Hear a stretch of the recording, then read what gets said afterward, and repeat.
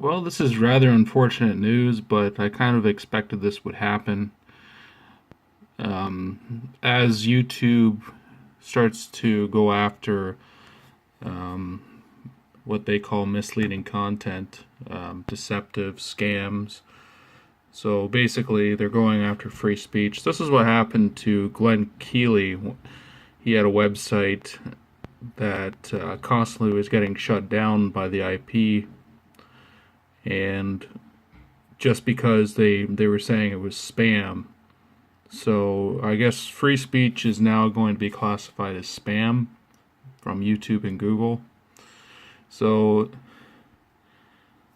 just like to take this opportunity to tell everybody that if you do enjoy a lot of the content on YouTube, if there's controversial information that you find is vitally important, I would highly suggest that you find ways to rip it, download it, and save it for humanity,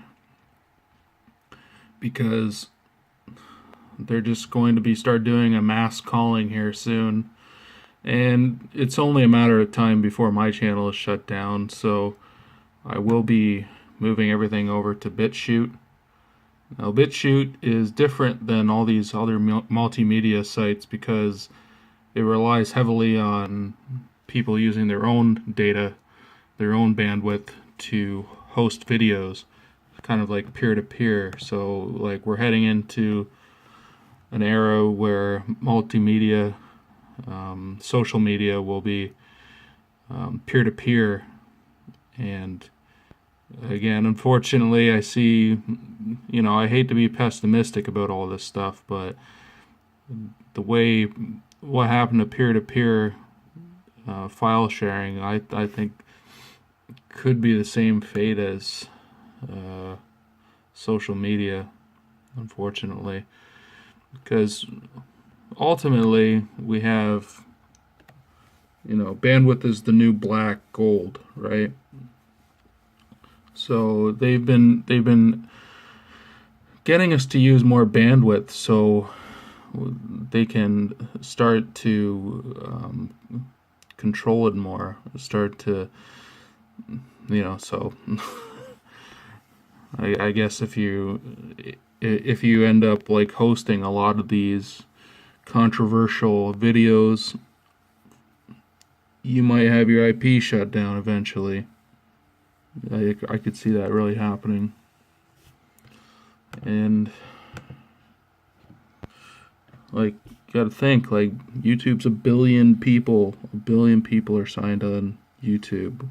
What's gonna happen when YouTube just takes down half the videos because of bandwidth? Nobody's gonna move over to Facebook. And really, there's nobody that can even compete with YouTube is even listed here. But as people try to move over to these alternative websites, what's going to happen is you're just going to have a flood of people coming to the sites. And I think what happened to VidMe, they couldn't keep up with the flooding of people signing up, and they just had to shut it down.